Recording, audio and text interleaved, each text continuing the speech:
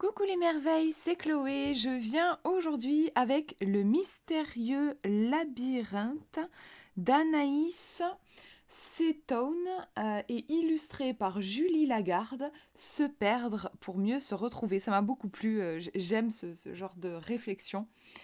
Alors c'est un jeu qui me semble a été auto-édité pendant un moment, il me semble avoir vu passer sur Etsy.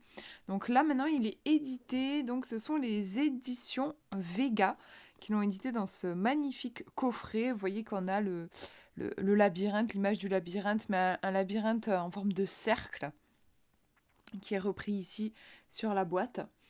Alors je vous montre aussi du coup le dos. Imaginez un labyrinthe. Je vais essayer de faire une mise au point pour mieux y voir. Voilà. Imaginez un labyrinthe. Il peut vous apparaître sinueux, sombre, végétal ou souterrain. De nombreuses images vous viennent à l'esprit et plusieurs émotions vous envahissent. Le labyrinthe est un concentré de vie. Il en est l'allégorie.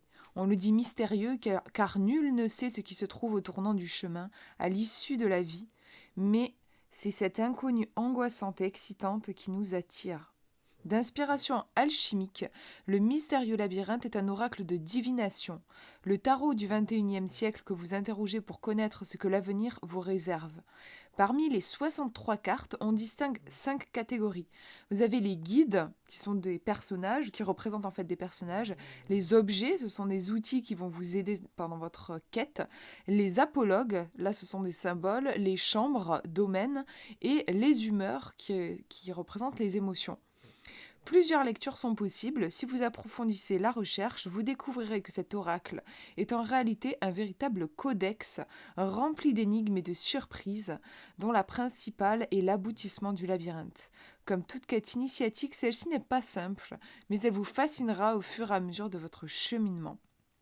Donc le coffret comprend 63 cartes et est accompagné d'un livre explicatif de 188 pages pour comprendre les messages de chaque carte. Il vous donnera également accès à des ateliers en ligne qui vous permettront d'obtenir une certification de pratique. Donc on voit que c'est vraiment un oracle qui a été pensé, il y a tout un univers très creusé.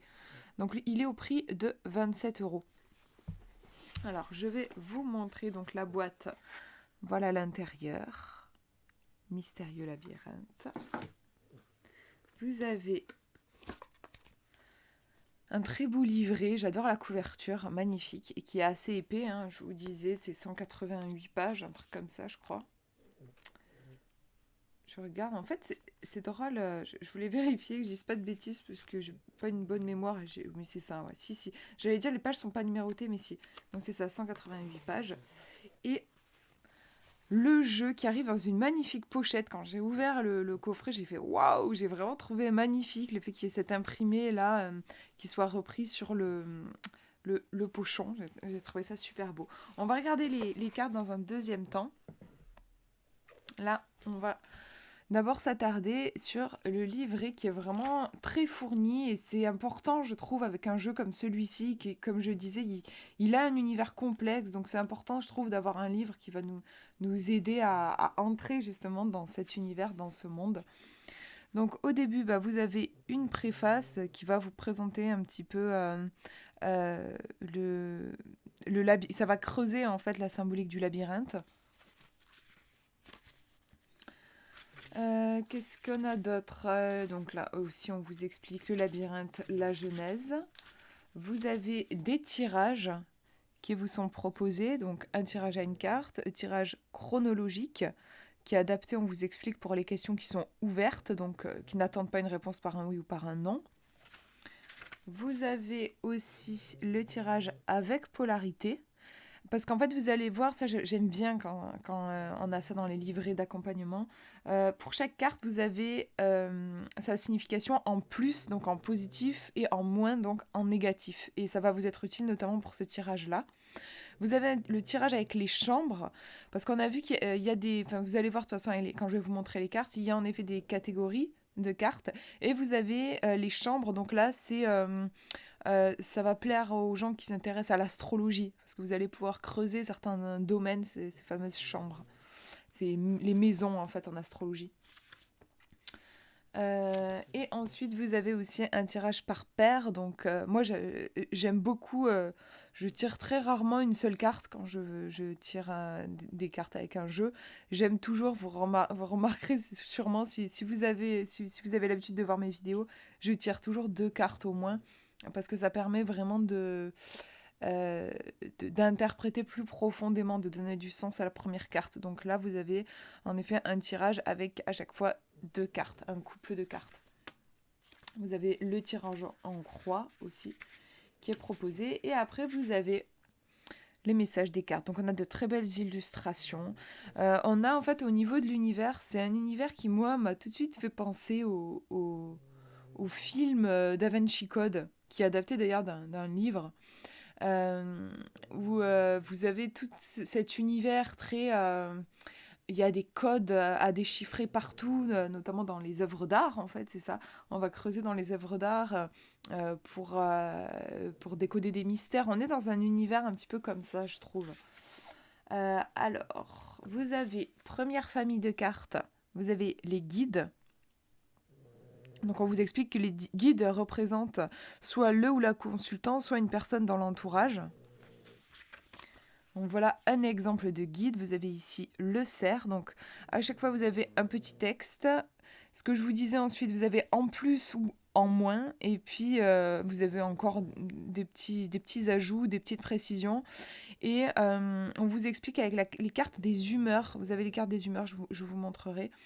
En fait, l'auteur vous conseille, quand vous faites un tirage, d'enlever les cartes des humeurs. Vous ne les tirez pas quand vous faites un tirage. Vous allez les rajouter à la fin, en fait, et ça va venir teinter votre tirage. Mais ce sont des cartes qui sont mises de côté. Pareil pour les cartes des chambres. Donc, les cartes des chambres et des humeurs, vous les mettez de côté. Et les chambres, si vous voulez les utiliser, il y a un tirage spécifique qui est expliqué au début du livre. Et les humeurs, donc, vous les rajoutez ensuite. C'est ce qui est conseillé. Après, si vous avez envie de mélanger toutes les cartes, c'est possible aussi. Donc là, par exemple, le cerf, on nous dit le cerf est un animal majestueux, c'est le roi de la forêt. Il sait faire face aux obstacles avec agilité et grâce. Il représente un élément masculin. Il a la capacité de se mouvoir tout en élégance et d'échapper aux obstacles avec souplesse. C'est un guide dans la forêt. Il est intuitif et sensible. Il symbolise la capacité de changement de direction soudaine, un virage à 180 degrés.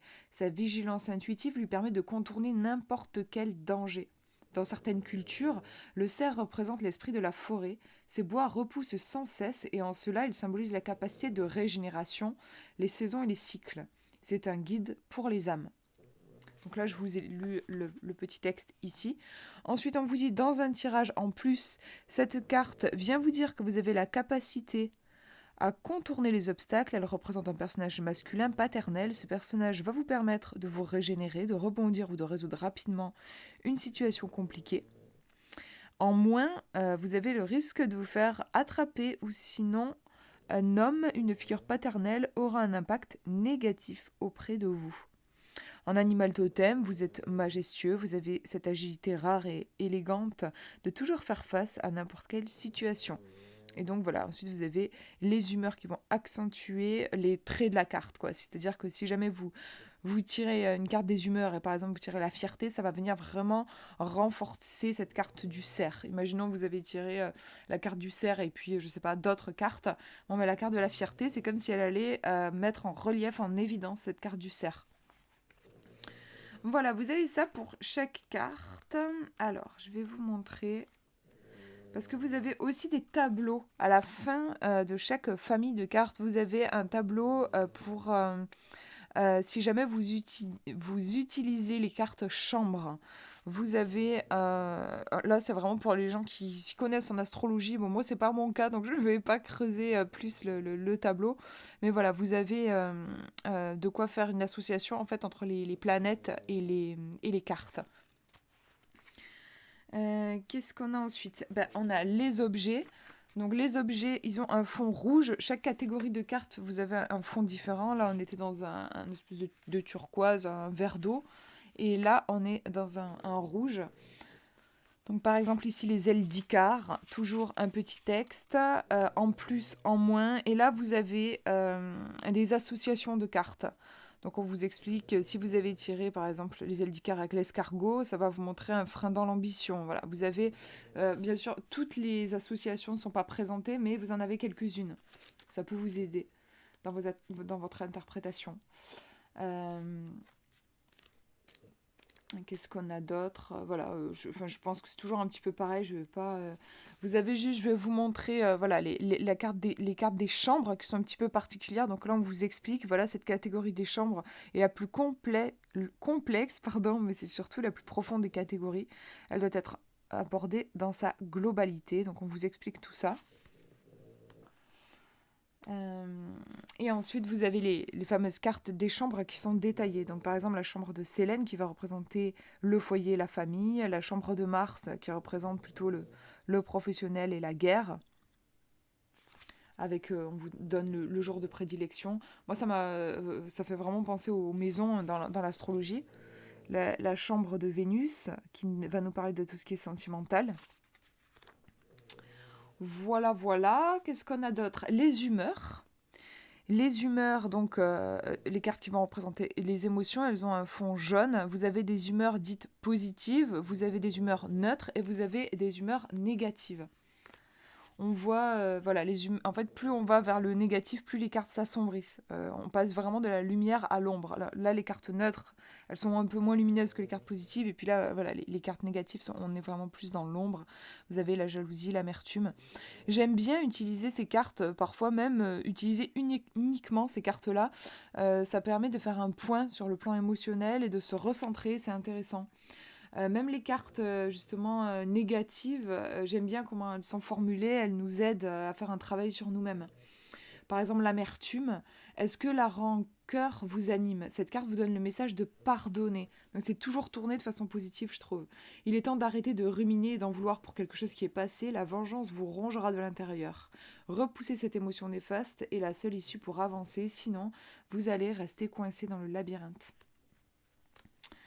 Voilà, voilà, je crois que j'ai fait le tour, mais enfin, je vous ai fait un résumé, bien sûr, parce que vraiment, je trouve que c'est j'ai mis une bonne journée pour étudier le livret. Alors qu'en général, je fais le tour d'un livret en 1 heure, quoi, même voire moins. C'est un livre qui mérite vraiment d'être creusé, je trouve. Donc, je mets de côté, je vous montre les cartes. Alors, comme d'habitude, je vais vous mettre les dimensions exactes dans la description. On a des cartes qui sont assez en longueur, qui sont hautes en fait. Assez fines au niveau de l'épaisseur, enfin de la largeur, mais assez hautes. Hop, voilà, je vous les mets comme ça pour que vous puissiez voir le sphinx. On a des cartes qui sont dorées. Alors, au niveau de la qualité, je pense que c'est chouette, elles vont bien perdurer dans le temps. Elles sont d'ailleurs, elles se sont pas. C'est quelque chose que je fais assez attention à ça. J'ai souvent des cartes qui s'écaillent, on dirait. En fait, quand je brasse les cartes, et là, c'est pas le cas, alors que je les ai quand même pas mal utilisées. Donc c'est chouette. C'est juste que je sais pas, elle me paraissait. Il y a un truc, moi, au niveau du toucher, en fait, où je suis pas. C'est pas ouais, la qualité de carte que je préfère. Je sais pas comment expliquer. Après, on a des affinités avec le toucher, avec certaines cartes. Ça dépend des gens d'ailleurs.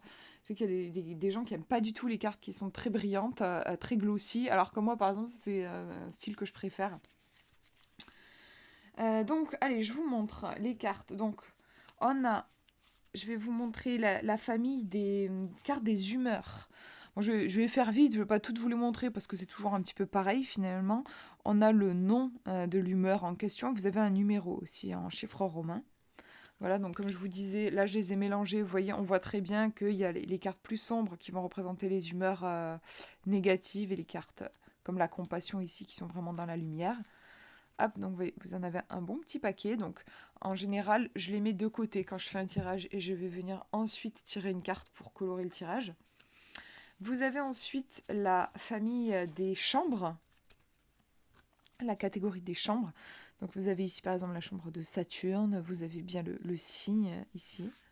Et vous avez à chaque fois aussi une représentation du dieu ou de la déesse. Donc là par exemple Vénus, Jupiter, Mars, Mercure, Sélène,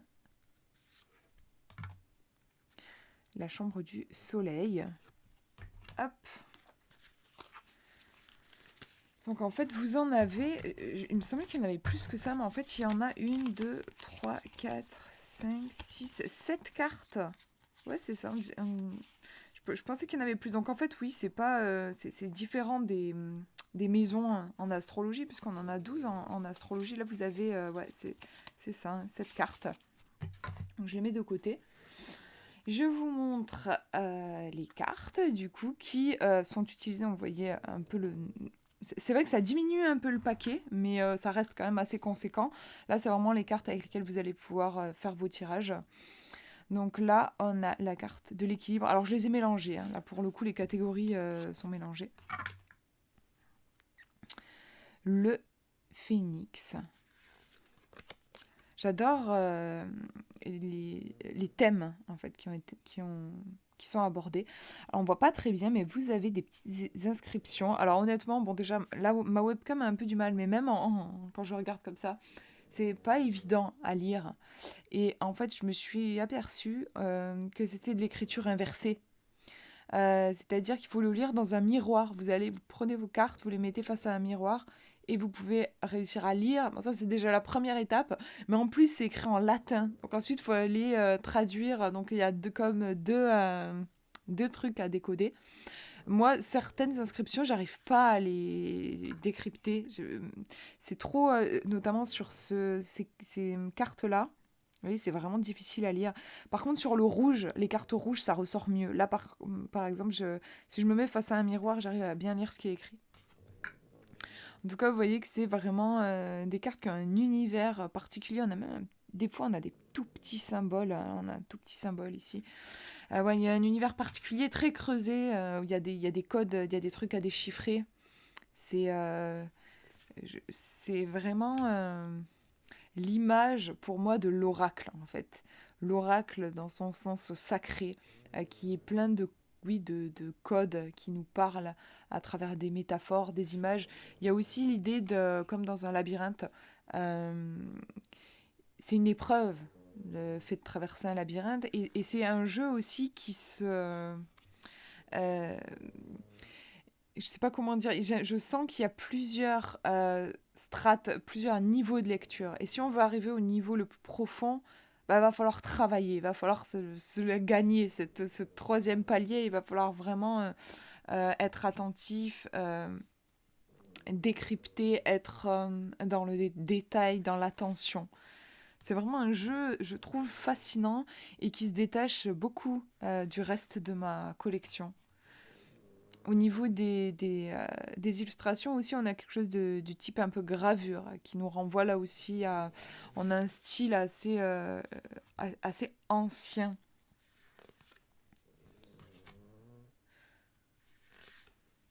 Ça, j'ai adoré. Le scrupulus. On vous explique. Hein. Des fois, parce que quand je l'ai tiré la première fois, cette carte, je ne voyais pas du tout ce qu'elle pouvait signifier. Le livret est très bien fait. Il vous explique tout très bien. Il vous explique là, par exemple, que le scrupulus, c'est ce petit caillou. En fait, c'est le petit caillou qu'il y a dans la chaussure. Et c'est toute une métaphore ici. Enfin, la carte nous renvoie à le petit caillou. Ça peut être en fait la pensée qui tourne dans notre tête et qui nous rend fous. Et ça peut faire référence en fait aux scrupules, le fait d'avoir des scrupules, quelque chose qui nous ronge de l'intérieur, qui nous fait mal. C'est très imagé, je trouve, j'aime bien. Le petit escargot. Alea jacta est. Le joker. La martingale. La fée. La licorne. Forcément, j'étais très contente d'en voir une apparaître parce que finalement, je trouve que les licornes ne sont pas énormément représentées. Bon, moi, forcément, je suis fan des licornes et je cherchais notamment au niveau des films, voilà, les films de fantasy avec des licornes. Et ben, il y en a très très peu. Et je trouve ça assez... Ouais, il y a beaucoup plus sur les dragons, par exemple. Les licornes sont moins représentées. Et dans les jeux aussi divinatoires, j'en vois pas apparaître tant que ça non plus. Et des dragons, beaucoup plus. Le papillon. Laisse les morts ensevelir les morts. Je crois que c'est une phrase qui a été prononcée par Jésus. Donc on a aussi parfois des références directes à la Bible aussi. Hein. Donc faut pas... je sais qu'il y a des gens que ça peut bloquer. Faut le savoir, quoi, quand on peut avoir des références comme ça. Le corbeau. Ah, ben justement, je parlais du dragon. En voilà un. L'arc-en-ciel. Le poison. Le narcisse. La fêlure. On a un petit signe là, signe de Mars ici, que je n'avais pas remarqué. La poulie. La clé. L'habit. Donc là, je vous disais, encore une référence biblique avec Adam et Ève. Le vortex. Et j'aime bien, il y a comme une griffure ici, c'est super intéressant. Je vous dis, il y a plein de choses qu'on peut interpréter, qu'on peut analyser. Encore un petit symbole tout petit au bout de mon doigt là. Et puis des écritures, hein. Il y en a aussi ici, là, des écritures inversées. Voilà pour cette présentation. J'espère que ça vous aura inspiré. Je vous fais de gros bisous. Prenez bien soin de vous.